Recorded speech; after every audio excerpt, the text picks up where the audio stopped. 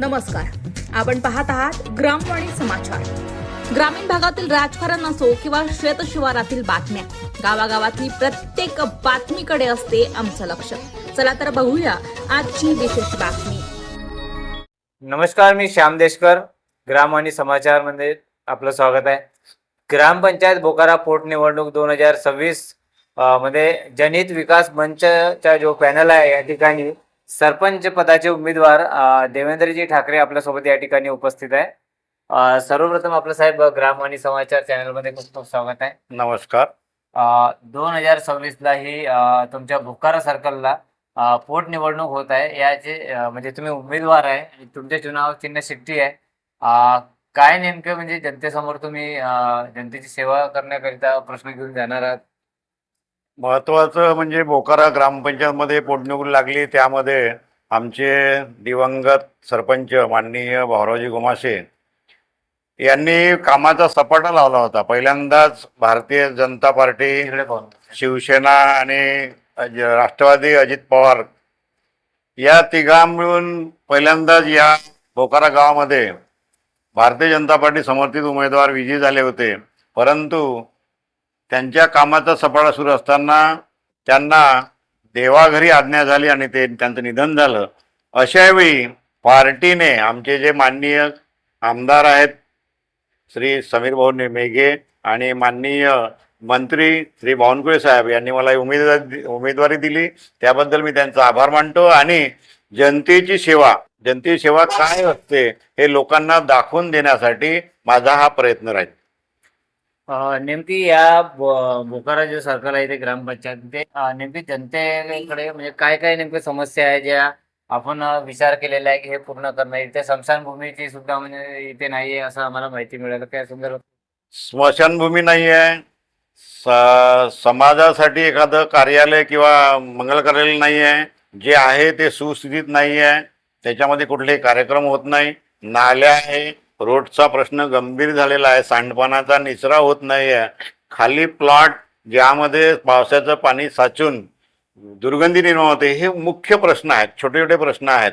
PSC ना एवढ्या मोठ्या 25,000 लोकसंख्येच्या गावामध्ये PSC सेंटर नाही आहे, त्यामुळे लोकांना या सगळ्या गोष्टीपासून वंचित राहावं लागतं आणि म्हणून त्यासाठी प्रयत्न करणे ही माझी मुख्य असे अजेंडा आहे। गटरची काही व्यवस्था नाही आहे। सगळ्यांनी आपापले सोकपीठ बांधलेले आहे, सोकपीठ भरल्यानंतर पाणी रस्त्यावर वाहतं आणि म्हणून जशी माननीय केंद्रीय मंत्री नितीनजी गडकरी यांनी आपल्या दापेवाडा गावामध्ये 80 करोड रुपयाची योजना दिली, तशीच योजना आमच्याही गावामध्ये सर्वे करून STP प्लॅन तयार करून तशी योजना आमच्या गावामध्ये तयार करावी अशी मी माननीय नितीनजी गडकरी यांच्या चरणी मागणी अर्पण करतो। या भागामध्ये जर एकंदरीत जर आपण बघितलं तर आमदार आपल्याच पक्षाचे आहे, भारतीय जनता पक्षाचे, यांनी का बरं परिवर्तन नाही केलं? आमदारांनी जर या मागच्या 3 वर्षाचा विचार केला तर जवळपास 80 करोड रुपयाचे कामं इथं सुरू आहेत। म्हणजे असं म्हणतात की एवढे कामं कधीच झाले नाही, परंतु कसं आहे, गाव खूप मोठा आहे। नागपूर जिल्ह्यातील सगळ्यात मोठी ग्रामपंचायत असल्यामुळे गाव खूप मोठा आहे, लेआउटचा परिसर खूप मोठा असल्यामुळे ही जे त्यांची जी गरज भागवत आहे ती गरज कमी पडत आहे। अशावेळी मोठ्या प्रमाणात निधी या गावाला उपलब्ध करून आमचे माननीय केंद्रीय मंत्री बावनकुळे साहेब आणि माननीय आमदार हे उपलब्ध करून देतील अशी मला ग्वाही आहे। मेघे साहेबांकडे आपण इथल्या समस्या संदर्भात चर्चा केलेली आहे का याआधी? मेघे साहेबाकडे महिन्यातून 2दा या इथल्या समस्येची चर्चा होते आणि म्हणूनच आमच्या गावामध्ये असा माझ्या घरासमोरून झालेला सुंदर असा रस्ता जो शहरामध्ये असतो अशा प्रकारे तयार झालेला आहे।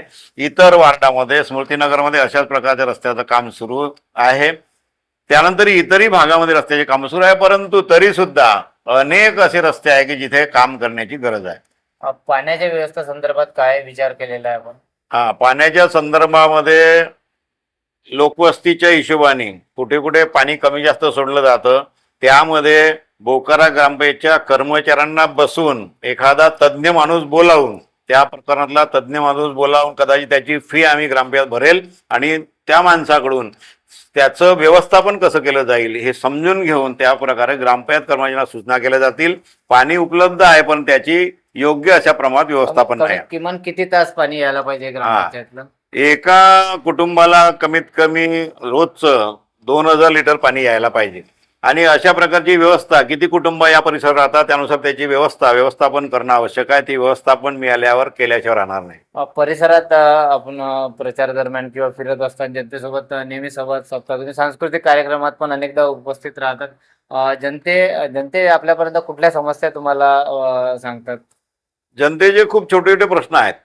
जसं पाण्याचा निचरा होत नाही, खाली प्लॉटची समस्या आहे, तिथे पाणी साचतं, दुर्गंधी होते, डुकरं आहेत गावामध्ये, त्यापासून अनेक प्रकारचे रोग या ठिकाणी पसरत आहे.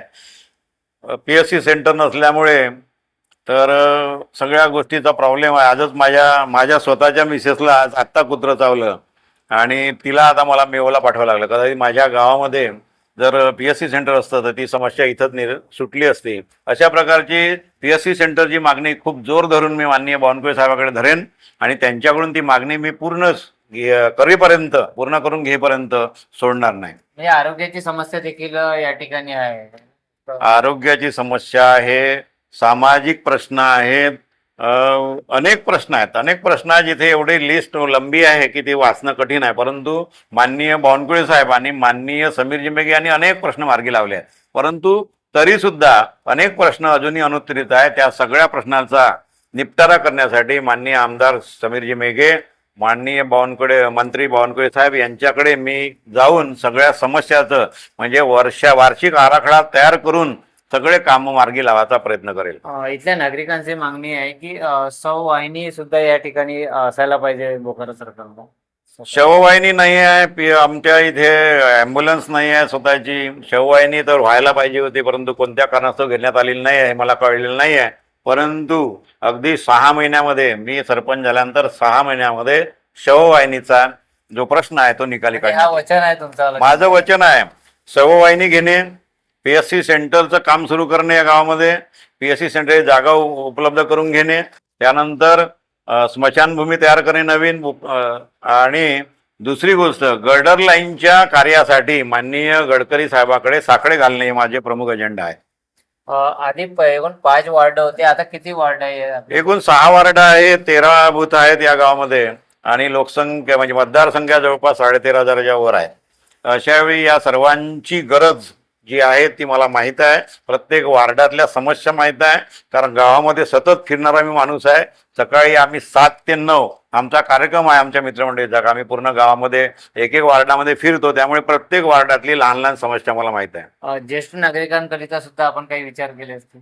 ज्येष्ठ नागरिकांकरता आम्ही काय करणार तर ज्या प्लॉट्समध्ये PUच्या लँड आहे त्या ठिकाणी त्यांना बसण्याची व्यवस्था करणार. महिलांसाठी त्याच ठिकाणी ज्या PUच्या लँड सोडल्या त्या ठिकाणी व्यायाम करण्यासाठी, योगाभ्यास करण्यासाठी प्रत्येक वार्डात कमीत कमी एक असं शेड उभारणार, जेणेकरून त्या महिलांना पावसाळ्यात सुद्धा त्या ठिकाणी व्यायाम करता येईल. म्हणजे ज्या प्रकारे शहरी भागात गार्डन वगैरेची व्यवस्था होते त्या प्रकारे ग्रामीण भागात सुद्धा तुम्ही उपाययोजना करता? इथे उपाययोजनासाठी भरपूर वाव आहे.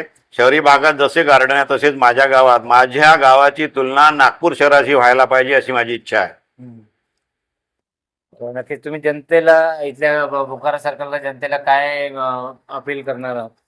मी बोकारा गावच्या जनतेला अपील करतो की मला निवडून द्या. कारण तुम्ही तुलना करा, एखादी वस्तू आपण बाजारात घ्यायला जातो तेव्हा 2 साड्या घ्यायला जेव्हा महिला बाजारात मार्केटमध्ये जातात, दुकानात जातात, तेव्हा तुलना करतात ही की ही. अशा वेळी जी तुम्हाला योग्य वाटते आणि परवडेल अशा किमती साडी घेता. अशा वेळी माझाही विचार त्या प्रकारे इतर उमेदवाराच्या माझ्याशी तुलना करा.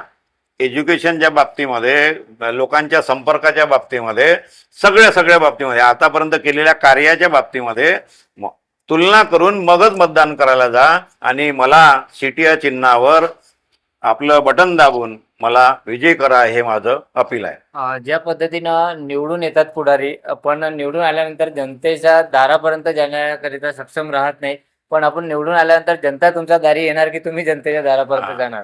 आमचा सकाळी 7 ते 9 हा जो कार्यक्रम आहे फिरण्याचा, हा आम्ही प्रत्येक वार्डात एक दिवस राबवणार. त्यामुळे लोकांच्या समस्या मला माहीत आहे, लोकांपर्यंत मी पोहोचणार. लोकांना माझ्या घरी कधी यायची गरज पडणार नाही याची मी ग्वाही देतो. नक्कीच. तर यासोबत तुमच्या मित्र पक्षांच्या कशा पद्धतीने सहकार्य लाभणार आहे? जसं शिवसेना शिंदे गटाचे आहे, आणि अजितदादा पवार गटाचे राष्ट्रवादी काँग्रेस यांचं सहकार्य लाभणार आहे का या निवडणुकीत? आमच्या पक्षाचं धोरण जे आहे, ज्यांनी आम्हाला साथ दिली त्याला आम्ही कधीच सोडत नाही.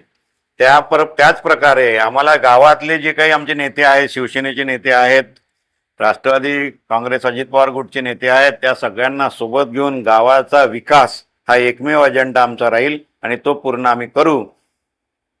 त्यांच्यासोबत चर्चा वगैरे कुठे आहे? जसे विनोद सातंगे जी आहेत शिंदे गटाचे ग्रामीणचे जिल्हाध्यक्ष, त्यांच्यासोबत विनोद भाऊ सातंगे आमचे आदरणीय व्यक्तिमत्व आहे आणि त्यांच्याशी सतत संपर्क आमचा असतो. फोनद्वारे त्यांच्या घरी बसून चर्चा होते. आताच परवाच्या दिवशी आम्ही त्यांच्याकडे गेलो होतो, त्यांची चर्चा झाली, गावातल्या सगळ्या चर्चा सांगितली आणि त्यांनी ती चर्चा उचलून धरली आणि त्यांनी सांगितलं की ठाकरे गुरुजी, तुम्ही एकमेव असे कॅन्डिडेट या गावाला समजू शकता, विकास करू शकता, त्यामुळे त्यांचं सहकार्य नेहमी आम्हाला राहील. तर नक्कीच हे होते आपल्यासोबत देवेंद्रजी ठाकरे. यांचं एक स्वप्न आहे की गावाला शहरासारखं बनवणं, ज्येष्ठ नागरिकांकरिता, विद्यार्थ्यांकरिता तिथे गटारीची समस्या आणि अनेक समस्या ही आमदार समीरजी मेघे, माननीय चंद्रशेखरजी बावनकुळे यांच्यापर्यंत मागणी धरून लावून शहरासारखं गावाला बनवण्याचे स्वप्न यांनी विचार केलेला आहे. ग्राम आणि समाचारकरिता मी श्याम देशकर, नागपूर, बोकारा.